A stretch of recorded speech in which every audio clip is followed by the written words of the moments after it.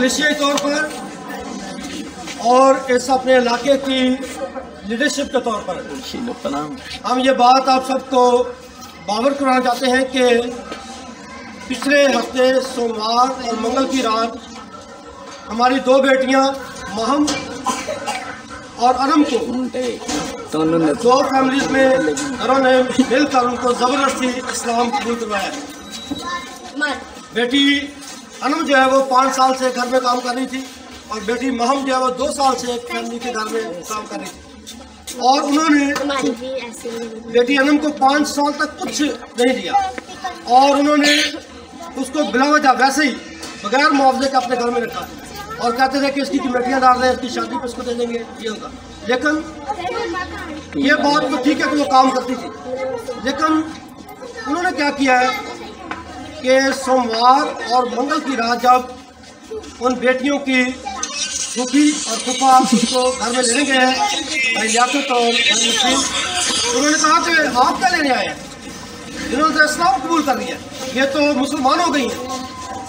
तो उन्होंने उनको धक्के मार के वहाँ से उस घर से निकाल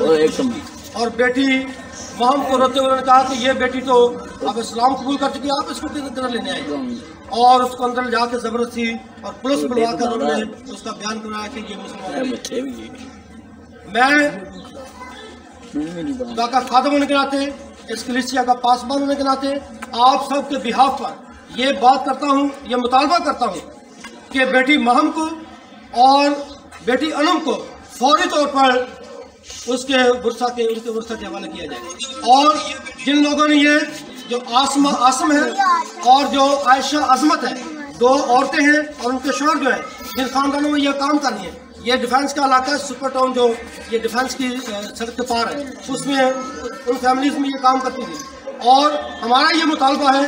क्योंकि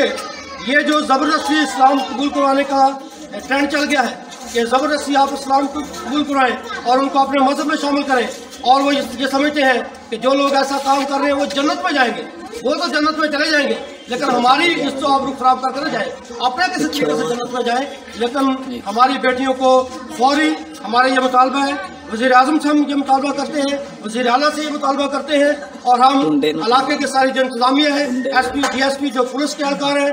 स्टेशन कमांडर जो है वाटर कंट्रोल बोर्ड का, उससे हम मुतालबा करते हैं कि हमारी उन बेटियों को फौरी हमारे हवाले किया जाए। और जिन लोगों ने ये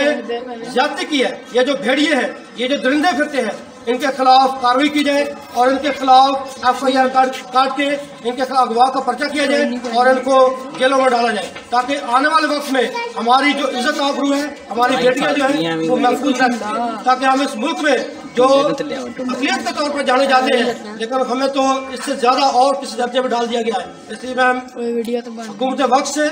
और सारे हुक्मरानों से और जो मौलाना हजरात हैं, मौलाना ताहिर अशरफी से, उनसे आजकल वो वज़ीर आज़म के मामले खसूसी हैं, उनसे मैं कहता हूँ कि वो हमारी बेटियों को